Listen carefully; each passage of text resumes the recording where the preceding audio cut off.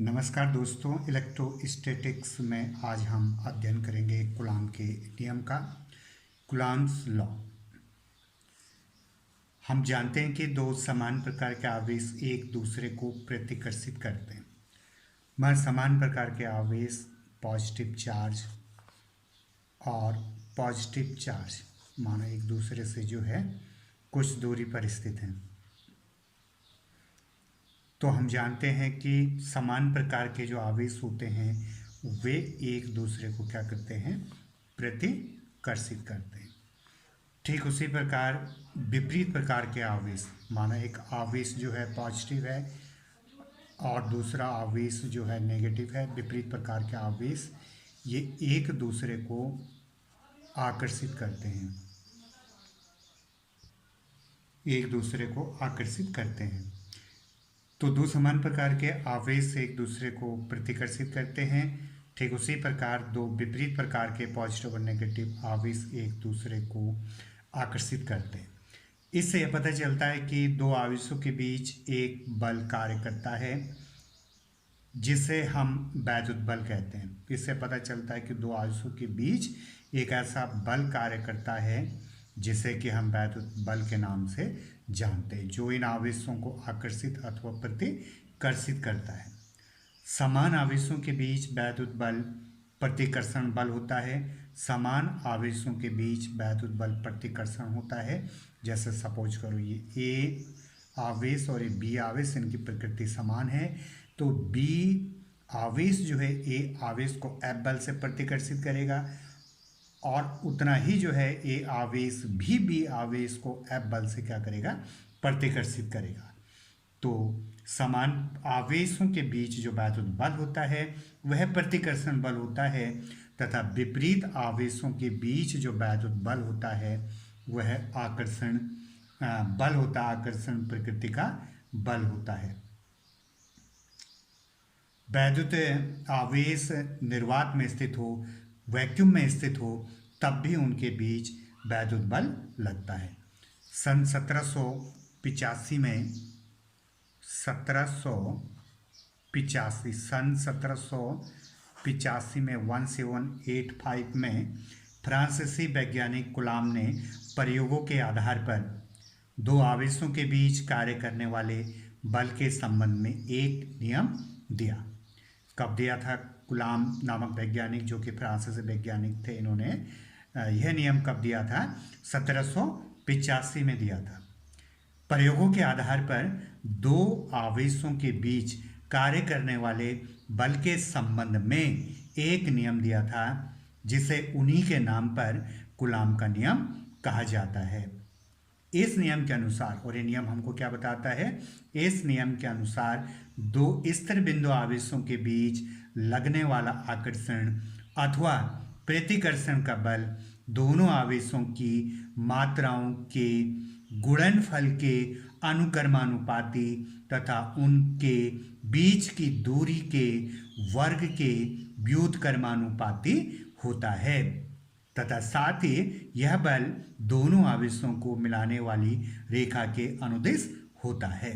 तो फ्रांसीसी नामक वैज्ञानिक कूलॉम ने 1785 में एक नियम दिया था जिसे उन्हीं के नाम पर कूलॉम का नियम कहा जाता है, और यह नियम प्रयोगों के आधार पर दिया गया था। यह दो आवेशों के बीच कार्य करने वाले बल के संबंध में हमें बताता है। तो इस नियम के अनुसार, इसे नोट कर लेते हैं, स्थिर, यह नियम हमको बताता है कि दो स्थिर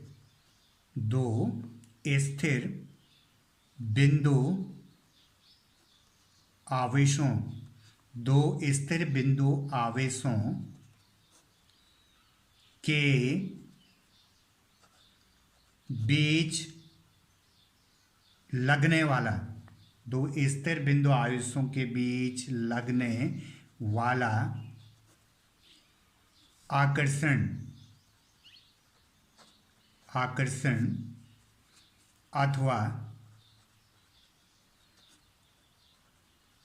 प्रतिकर्षण,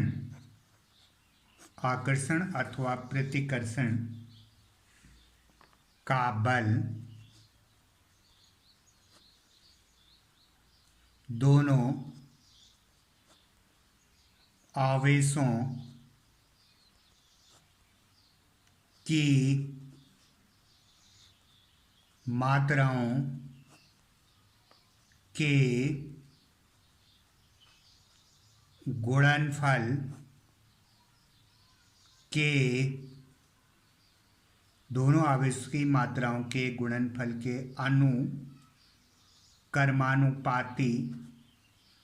अनुकर्मानुपाती तथा उनके बीच की दूरी के वर्ग के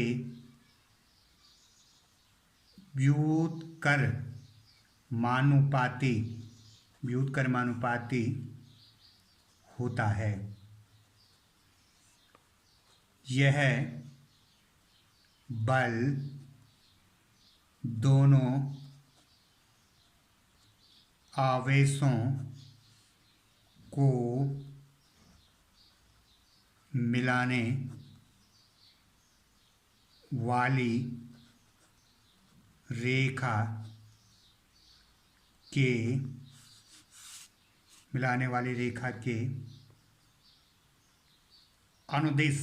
अनुदिश यानी दिशा में होता है। फिर से समझने की कोशिश करते हैं। दो स्थिर बिंदु आवेशों के बीच आवेश कैसे होने चाहिए? स्थिर होने चाहिए। दो स्थिर बिंदु आवेशों के बीच लगने वाला आकर्षण, तो यहाँ पर जो है जब पॉजिटिव और नेगेटिव आवेश होंगे, आपके विपरीत प्रकृति के आवेश होंगे, तो उनके मध्य आकर्षण बल कार्य करेगा। अथवा प्रतिकर्षण यानी समान प्रकार के प्लस प्लस पॉजिटिव चार्ज, दोनों समान चार्ज हैं ये, तो इनके मध्य प्रतिकर्षण का बल कार्य करेगा। तो दो स्थिर बिंदु आवेशों के बीच लगने वाला आकर्षण अथवा प्रतिकर्षण का बल दोनों आवेशों की मात्राओं के गुणनफल के अनुक्रमानुपाती तथा उनके बीच की दूरी के वर्ग के व्युत्क्रमानुपाती होता है। यह बल दोनों आवेशों को मिलाने वाली रेखा के अनुदिश होता है। तो इसको समझने की कोशिश करते हैं। माने कि दो बिंदु आवेश जो है हमारे पास Q1 और Q2 हैं। दो बिंदु आवेश Q1 और Q2 आवेश हैं। दोनों ही जो है समान प्रकृति के हैं। Q1 और Q2 जो हैं दोनों की प्रकृति क्या है? समान है। और दोनों आवेश जो हैं, माना कि Q1 आवेश A बिंदु पर स्थित है और Q2 आवेश जो है B बिंदु पर जो है स्थित है। और इन दोनों आवेशों Q1 और Q2 आवेश के बीच की दूरी क्या है? R है। R दूरी पर दोनों आवेश स्थित हैं। तो इनके बीच लगने वाला वैद्युत बल, ठीक है, तो वैद्युत बल यानी F। तो ये पहला भाग जो है इस नियम का, दो स्थिर बिंदु आवेश है Q1 और Q2 के बीच लगने वाला आकर्षण अथवा प्रतिकर्षण, आकर्षण का भी हो सकता है बल और प्रतिकर्षण का भी हो सकता है, तो यह वैद्युत बल जो है F है। दोनों आवेशों की मात्राओं के गुणनफल के अनुक्रमानुपाती, दोनों आवेश, एक आवेश Q1 है और एक आवेश क्या है? Q2। तो दोनों आवेशों की जो मात्रा है उसके गुणनफल के अनुक्रमानुपाती, गुणनफल यानी गुणा, दोनों आवेशों की मात्राओं के गुणनफल के अनुक्रमानुपाती अर्थात F अनुक्रमानुपात Q1 Q2 तथा उनके बीच की दूरी है R। तो यह बल जो है उनके बीच की दूरी R के वर्ग के व्युत्क्रमानुपाती, उनके बीच की दूरी R के वर्ग के व्युत्क्रमानुपाती होता है। इसको हम पहला भाग मान लेंगे और इसको जो है हम दूसरा भाग मान लेंगे।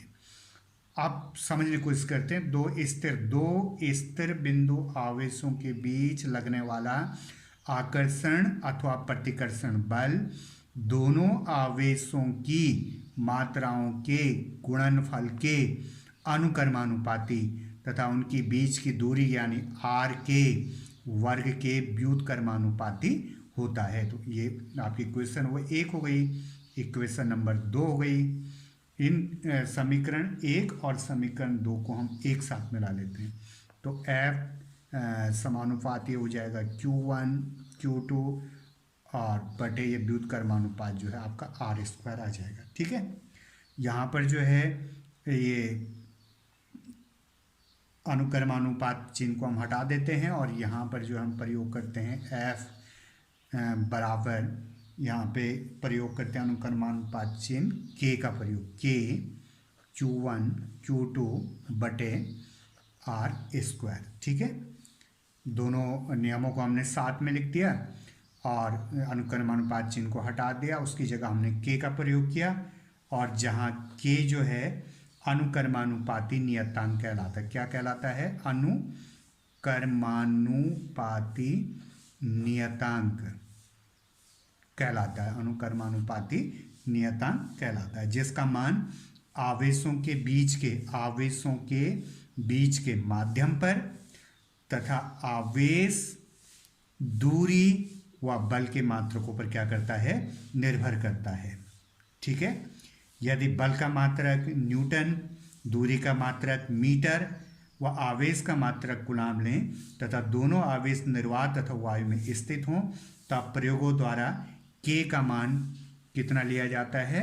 9 गुणा K का मान लिया जाता है 9 गुणा 10⁹ न्यूटन मीटर स्क्वायर और बटे कूलाम स्क्वायर। इस प्रकार हम लिख सकते हैं कि निर्वात अथवा वायु में रखे बिंदु आवेशों के बीच लगने वाला बल